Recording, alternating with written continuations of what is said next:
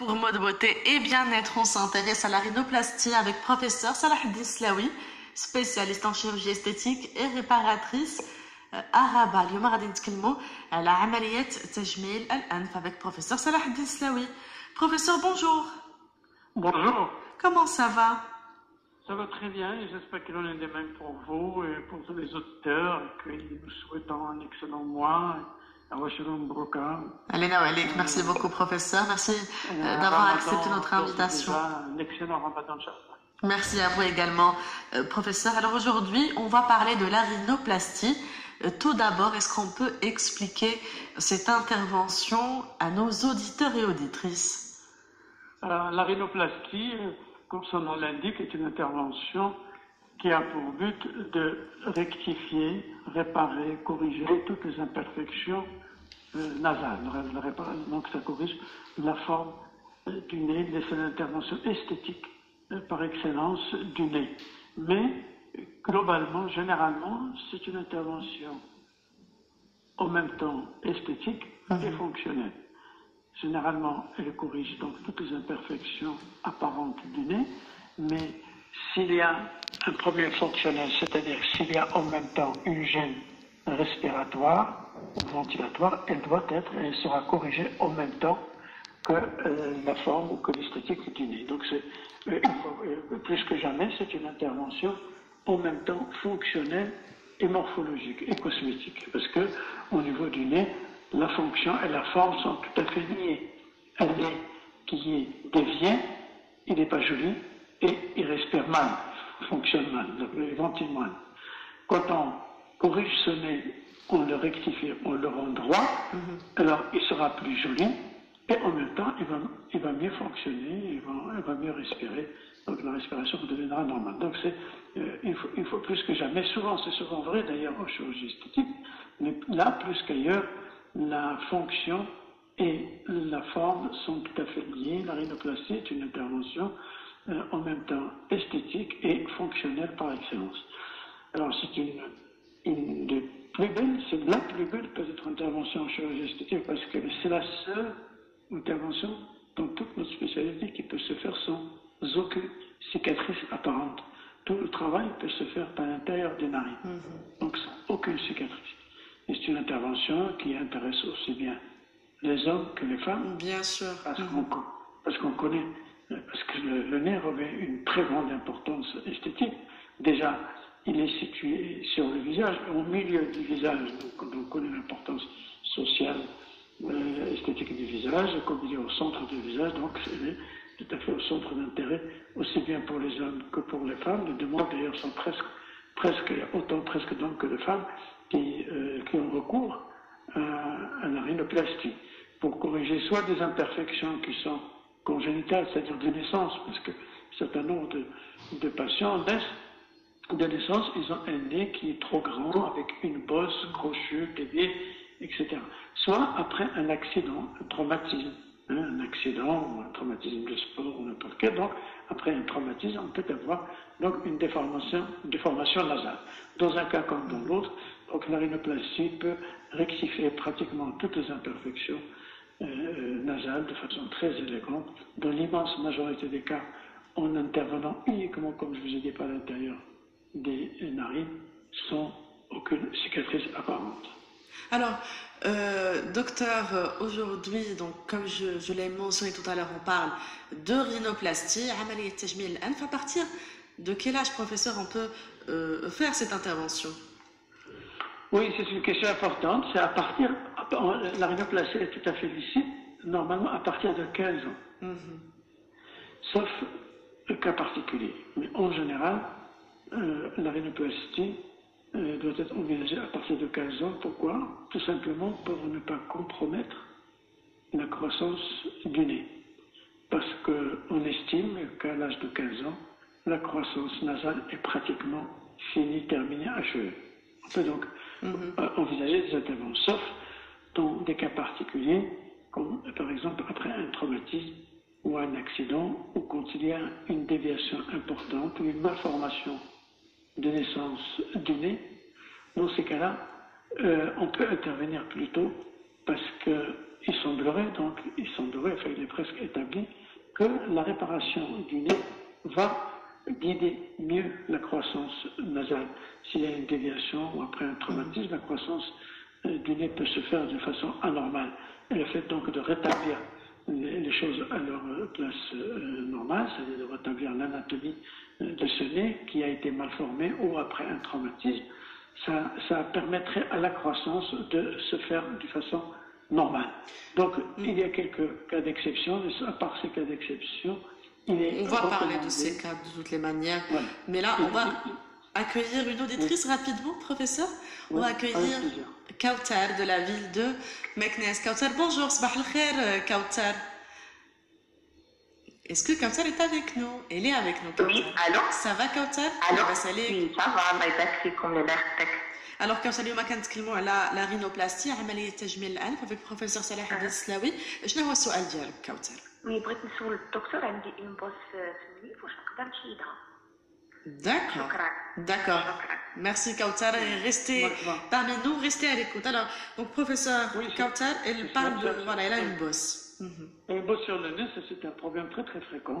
C'est souvent qui motive la plupart des consultations.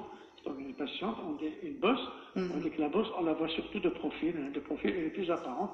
Et souvent, avec la bosse, on a la pointe du nez qui tombe aussi un petit peu. Donc, ça fait partie des demandes donc, de rhinoplastie le plus fréquent. Évidemment, la rhinoplastie va rectifier la bosse. Il va enlever donc cette bosse par voie interne, hein, parce que je vous expliquerai le principe de la rhinoplastie. Mais donc, la rhinoplastie, bien entendu, va lui débarrasser de la bosse. Si cette bosse est importante, on fait ce qu'on appelle une ostéotomie, on va casser l'os, couper l'os. Si c'est une bosse qui est modérée, il va suffire de la râper. Et généralement, quand on enlève la bosse, en même temps, on remonte donc la pointe, parce que le nez quand il y a une pointe qui tombe, ça fait vieillir un visage. Ça donne un aspect vieux, parce que vous savez que le nez aussi, il vieillit et avec l'âge, et il se modifie avec le temps. Le signe typique majeur du vieillissement du visage, c'est la chute de la pointe du nez. Si vous voyez le nez chez un enfant, il a la pointe du nez qui vient retrousser.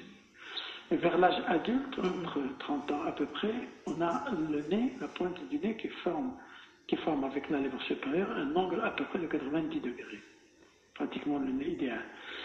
Si vous voyez une personne, la même personne qui est au troisième âge, qui a vieilli, un âge très avancé, vous voyez que cette pointe, elle a chuté, elle est tombée un peu plus, et que l'angle entre la pointe du nez et la lèvre supérieure, il va se fermer. Donc ça donne une pointe du nez qui tombe, tombante, ça fait vieillir, ça donne un aspect vieux, pas seulement au nez, mais à tout le visage. Et le fait de remonter une pointe du nez, ça contribue à rajeunir le nez, même ça rajeunit un petit peu tout le visage. Alors, donc le fait de remonter la pointe du nez est un élément esthétique important. Très bien. Alors professeur, je voudrais revenir avec vous sur la bosse par rapport au nez. On dit aussi qu'on peut rectifier, rectifier cette bosse grâce à de l'acide hyaluronique sans passer par la chirurgie esthétique. Qu'est-ce que vous en pensez par rapport à ça? Oui, c'est une vague. Bon, ça permet à ceux qui ne sont pas chirurgiens d'intervenir sur le nez. Mais à la vérité, c'est une petite plaisanterie, qui n'est pas très méchante, mais c'est une petite plaisanterie. Parce que voilà ce que c'est que le principe, ça. Ils sont allés jusqu'à appeler ça une rhinoplastie médicale. Mais c'est loin d'être une rhinoplastie. En fait, quand il y a une bosse, vous savez, si vous voyez un certain nombre de nez, de profil, il y a une bosse, parfois même une double bosse. Oui. Qui dit bosse, ça veut dire qu'il y a une partie qui est convexe et une partie qui est concave. Quand on dit une bosse, il y a forcément, donc comme une vague, il y a une partie qui est convexe et une partie qui est creuse, qui est concave. Le principe de cette technique, dont vous venez de parler, c'est d'injecter de l'acide hyaluronique dans la partie concave de la bosse. ce qui permet d'avoir partout une bosse, si vous voulez. Donc, au lieu d'avoir, parce que pour avoir une bosse, forcément, il doit y avoir une partie à côté qui est creuse. Donc, si on remplit la partie creuse, on va avoir une bosse généralisée. À vrai dire, c'est une façon de généraliser la bosse, comme ça, on verra moins la bosse. Mais, c'est loin de se comparer à une rhinoplastie, parce que ça n'a rien à voir, en fait. Ça donne un nez qui est plus grand. Deuxièmement, ça donne un nez plus grand. Deuxièmement, c'est une solution provisoire, parce que l'acide hyaluronique, au bout de 6 mois, il est dissous, il faut recommencer. Il est résorbé, et il faut recommencer. Et troisièmement, la rhinoplastie, c'est quelque chose qui est beaucoup plus affiné, plus perfectionné que ça, parce que, et elle est définitive. Quand on fait, par exemple, quand on veut traiter une bosse par la rhinoplastie, on résolte la bosse. Mais quand on enlève la bosse, c'est quoi, au fait? C'est le toit de la pyramide. Parce que le nez, on le compare à une pyramide. Il est comme une pyramide. Quand on enlève la bosse, c'est comme si on enlève le toit de la pyramide. Mais si vous enlevez le toit, vous allez avoir un toit ouvert. Donc une arête qui est là, l'arête du nez qui va être large. Il faudrait la rétrécir. Donc quand on enlève la bosse, il faut toujours affiner aussi, rétrécir le nez pour préserver l'harmonie globale du nez. Et d'une manière générale, le nez il est composé de 2 ou 3 zones importantes, et quand on modifie une zone d'un nez, il faut obligatoirement modifier un peu aussi les autres parties pour préserver l'harmonie de l'ensemble du nez. Vous savez, la pointe du nez, par exemple, ici, si vous enlevez la bosse, vous rétrécissez l'arête du nez sans toucher à la pointe, vous allez vous retrouver avec une pointe qui est trop large, ce qu'on appelle un nez en trompette. Donc il faut affiner aussi quand on affine l'arête, il faut affiner aussi la pointe. Inversement, si vous ne touchez pas à l'os du nez, vous affinez juste la pointe du nez, vous allez vous retrouver avec une pointe du nez qui est pincée, affinée, mais l'arête large, ou avec une bosse. Donc il faut obligatoirement affiner aussi l'arête. Le nez est un ensemble harmonieux. Quand on modifie une partie, il faut modifier tout l'ensemble du nez si on veut préserver l'harmonie du nez. D'accord, alors professeur, l'acide hyaluronique, comme je vous ai dit, je ne sais pas comment on peut qualifier ça, mais c'est une. En tout cas, c'est surtout pas une rhinoplastie médicale. Non, ce n'est pas une rhinoplastie médicale. On remplit un creux, parce que l'acide hyaluronique, il a un seul rôle, c'est remplir. Donc on remplit un creux pour cacher, c'est un cache-misère, voilà. Si vous voulez, l'acide hyaluronique, c'est un cache-misère. Cette technique, c'est un cache-misère. Pour qu'on ne voit plus la bosse, on va combler le creux qui est à côté, comme ça, on a une bosse généralisée. Alors, si le nez est déjà trop grand, vous injectez de l'acide hyaluronique, il va apparaître encore plus grand. C'est souvent, une bosse, le nez apparaît. Parfois, on met aussi de l'acide hyaluronique au niveau de la pointe, pour sauver la pointe, pour avoir une pointe qui est plus saillante. Bon, ça peut marcher un certain temps, mais il va falloir recommencer ça tous les 6 mois. En tout cas, je peux vous dire que je ne sais pas si c'est peut-être pas la. Donc finalement, vous ne conseillez pas ce genre d'intervention ou de technique pour les auditeurs et auditrices. Je ne la conseille pas, mais je vous dis surtout qu'il ne faut pas s'attendre à un miracle, à un résultat. Aussi, ce n'est pas comparable à une véritable rhinoplastie. Et surtout que c'est ce genre d'intervention avec de l'acide hyaluronique, voilà, comme dont on vient de parler, rhinoplastie médicale avec l'acide hyaluronique, ce n'est pas un résultat qui est durable. Par contre, la rhinoplastie reste, voilà, on va faire une intervention une fois pour toutes. C'est avec des indications. Les indications sont très très limitées. Souvent, quand on fait une rhinoplastie, le nez est un peu trop grand, on a besoin de diminuer le nez. Par contre, l'acide hyaluronique, on rajoute. Donc, on rajoute au volume et au volume et à la taille du nez. Donc, les indications doivent être vraiment très très bien précises et bien étudiées, parce que ce n'est pas une solution pour tous les cas. Alors, professeur, est-ce que le patient a le droit de choisir la forme du nez? Question intéressante, ça, parce que vraiment, ça arrive très souvent. Vous savez, les patientes qui attendent dans la salle d'attente, qui attendent leur tour pour venir rentrer à la consultation, dans la salle d'attente, ils feuillettent des revues, des magazines. Et souvent, elles rentrent à la consultation à leur tour, quand leur tour arrive, et rentrent avec un magazine dans la main et disent voilà, tiens, je voudrais bien un nez comme celui-là, il a trouvé une star. Il nous parle souvent de Wahbi, comment ça, je sais pas comment. Haïfa Wahbi. Voilà, Wahbi, et des nez comme ça. Ils disent voilà, j'aimerais bien avoir un nez comme telle star ou tel artiste. Alors on leur dit tout de suite, hein, de façon claire et nette, qu'on ne peut jamais donner à quelqu'un le nez d'un autre. Et on ne peut pas vous donner exactement le nez comme vous l'imaginez, comme vous le voulez. Il faut que le nez soit harmonieux justement avec le visage. Absolument, mais pas, on peut vous donner à chacun son nez, mais avec les modifications et les transformations nécessaires. On va accueillir professeur une auditrice. Il s'agit de Najat de la ville de Oujda. Najat, bonjour, صباح الخير. صباح الخير لالا، صباح الخير دكتور. صباح النور لالا نجاة. انا كان بغيت نسول دكتور فلامي، كانت وقعت لي واحد لاكسيدون شحال هادي، وبقى النيف ديالي شويه عوج، وحتى ديك العوج كله زعما ديك الكرواجه كله عوج، وصراحه حتى التنفس ما بقيتش كنتنفس منه مزيان من مورا ديك لاكسيدون. واش كاين شي حل بالنسبه ليا؟ Très bien, Najat, vous restez à l'écoute, restez parmi nous. On va essayer de répondre tout de suite à votre question. Professeur, est-ce que vous avez pu entendre l'intervention de Najat? Oui, j'ai entendu.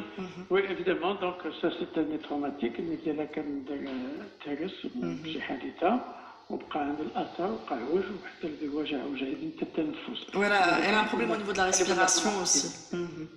بحال اللي قلنا في الانتروديو في المقدمه، يعني عمليه تاع النف هي عمليه كتصلح الشكل تاع الانف، ولكن كيخصها تصلح حتى الوظيفه نتاع الانف يعني خصو يتقاد، يولي نيشان قاد ما يبقاش عوج، والفورما ديالو الشكل ديالو كله يكون جميل، ولكن حتى الوظيفه تاع التنفس خصو يديها يكون عالي. فحقيقه العمليه هي كنجاوبها انه كنقول فعلا باللي العمليه نتاع الرينوبلاستي هي عمليه تجميل الانف، وعمليه اللي غادي تقاد لها حتى التنفس.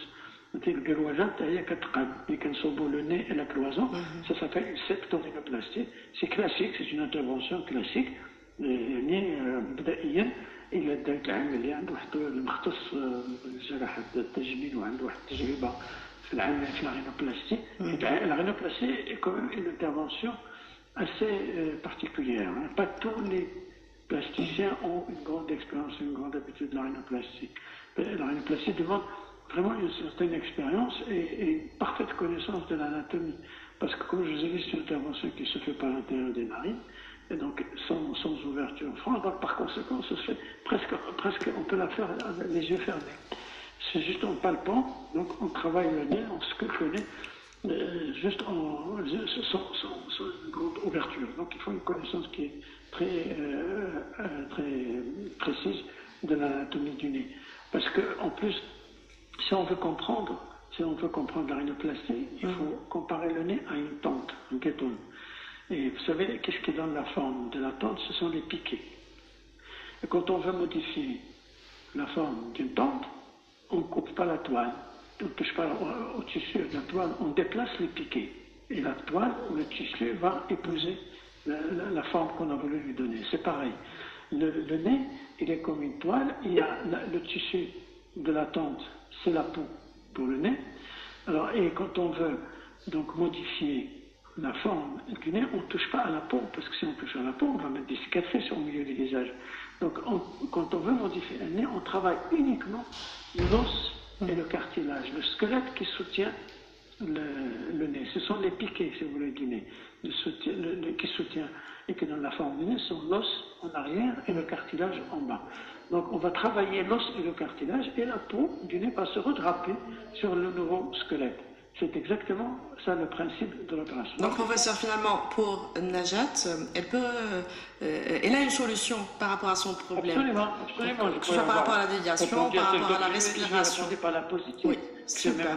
Normalement, une intervention une rhinoplastie classique doit absolument corriger aussi bien la forme que la fonction, donc sa respiration. Très bien, voilà, donc Najat, راه جاوبنا على السؤال ديالك وي بلا رينوبلاستي او لا عمليه تجميل الانف كتقدر تحل المشكل ديال لا ريسبيراسيون والمشكل ديال la déviation. Donc voilà, j'espère qu'on a pu répondre à votre question Najat. Et là, professeur, on va accueillir Kautar, ou plutôt Kenza de la ville d'El Jadida. Kenza, bonjour, صباح الخير. صباح الخير عليكم. Ça va très très bien Kenza. الله يبارك فيك، عواشركم مباركه بالصحه والسلامه. علينا وعليك باش ما تمنيتي كنزه. ميرسي بوكو. ميرسي لاله. الله يخليك، بغيت نستشير مع بروفيسور سلاوي. عندي بنتي عندها 14 عام، عندها مشكل ديال لابوس خارجه ليها.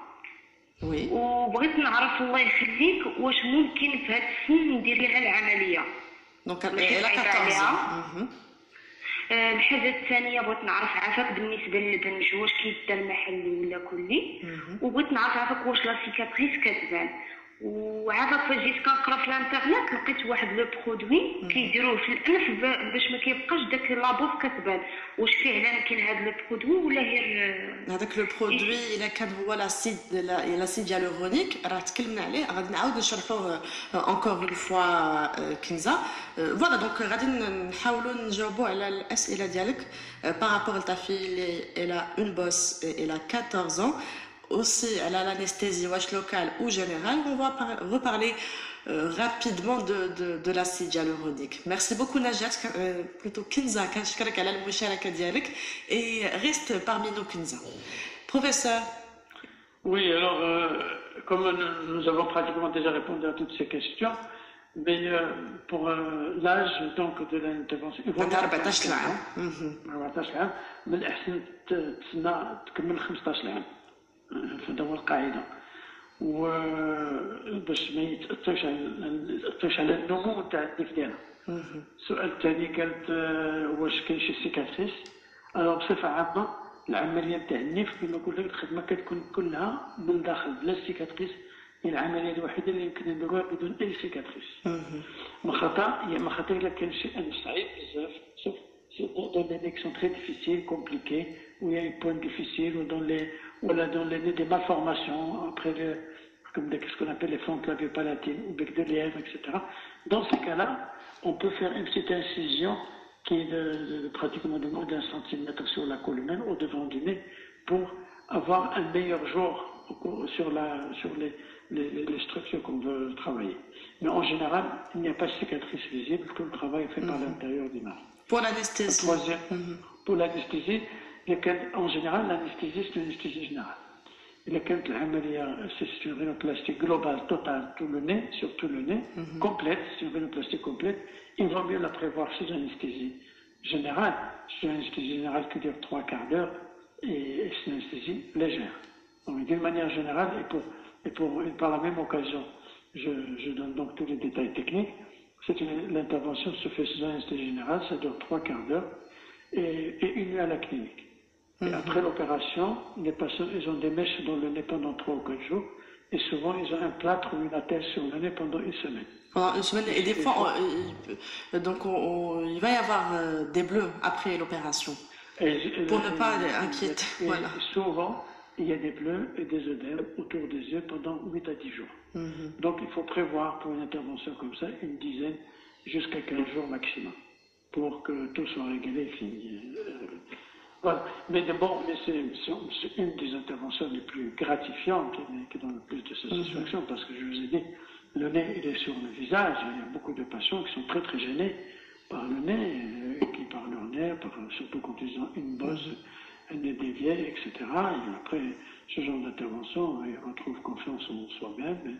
Ils sont c'est une intervention qui apporte beaucoup de bonheur. Et donc après, professeur, le résultat, on le voit immédiatement après nous avoir retiré le plâtre. Si vous voulez, après 1 semaine, 8 à 10 jours, quand on enlève le plâtre, on donne le miroir à la patiente ou au patient, on découvre son nouveau-né. C'est déjà un éclat de rire en général, ils sont très contents. Et si vous voulez, là, on peut apprécier pratiquement 70%, 80% des résultats. Au bout d'1 mois, on peut apprécier jusqu'à 90% des résultats. Mais pour avoir le résultat final, il faut attendre entre 3 mois et 6 mois.